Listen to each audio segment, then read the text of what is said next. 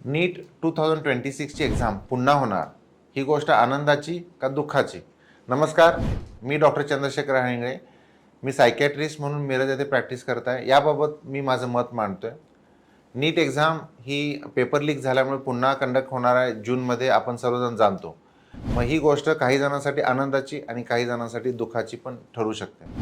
याचं कारण असं की ज्या विद्यार्थ्यांनी नंतर एक्झाम नंतर स्कोर स्वतःचा काढला होता, काही जणांना 690, 680, 700, 710 असा स्कोर काढला होता आणि त्यांचं ॲडमिशन किंवा त्यांचं इच्छा आहे त्यांना कुठल्या कॉलेजमध्ये ॲडमिशन मिळणार आहे, तर त्यांनी अंदाजे एक रँक काढला होता. त्यामुळे ते सर्वजण खुश होते. नीट एक्झाम पेपर लीक झाल्यामुळे पुन्हा कंडक्ट करतात, आपण सर्वजण जाणतो. त्यामुळे ज्यांचा परफॉर्मन्स चांगला होता, ज्यांनी हा स्कोर काढला होता, त्यांच्यासाठी हे नक्कीच दुःखाची बाब राहते की पुन्हा एकदा अभ्यास करावा लागेल आणि एवढे मार्क्स मिळाले होते तर ते वाया जाईल, एवढे कष्ट असं त्यांना वाटलं असेल. पण याही पलीकडे ज्यांना ही एक्झाम टफ गेली होती, ज्यांचा परफॉर्मन्स कमी होता, त्यांना असं वाटेल की पुन्हा एकदा आपल्याला चान्स आहे, ऑपॉर्च्युनिटी आहे आणि आपण एकदा पुन्हा 1 महिना का होईना अभ्यास करूया आणि चांगला परफॉर्मन्स देऊया. आपण एक व्हिडिओ पण पाहिला होता, एका मुलीला वेळ झाला होता, 1 मिनिट 2 मिनिट असं उशीर झाल्यामुळे काही मुलांना एक्झाम पण देता आली नाही.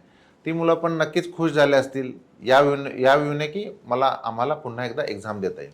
त्यामुळे पुन्हा एकदा एक्झाम कंडक्ट झाली तर काही जण खुश होतील आणि काही जण हे नाराज नक्कीच होतील.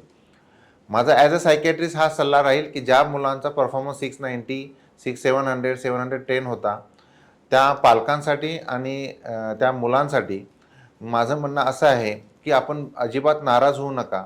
पेपर लीक झाल्यामुळे जो 5000 किंवा 10,000, 15,000 मुलांना, आपल्याला माहीत नाही किती जणांना हा पेपर मिळाला असेल. त्यामुळे अभ्यास करून जेवढ्या मार्क्स ज्या मुलांना मिळालेला आहेत, त्याहीपेक्षा जास्ती मार्क्स हे पेपर लीक झाल्यामुळे ज्यांना पेपर मिळाला होता त्यांना मिळण्याची शक्यता आहे.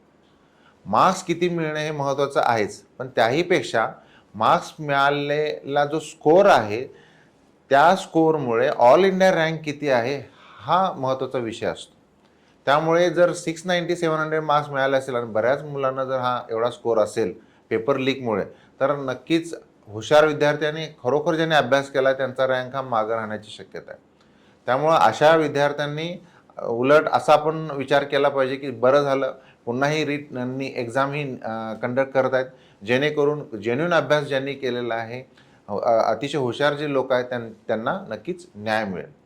त्यामुळं आपल्या सर्वांना जे विद्यार्थी आहेत पुन्हा एक्झाम देत आहेत, त्या सर्वांना आमच्याकडून हार्दिक शुभेच्छा. बेस्ट ऑफ लक. नमस्कार.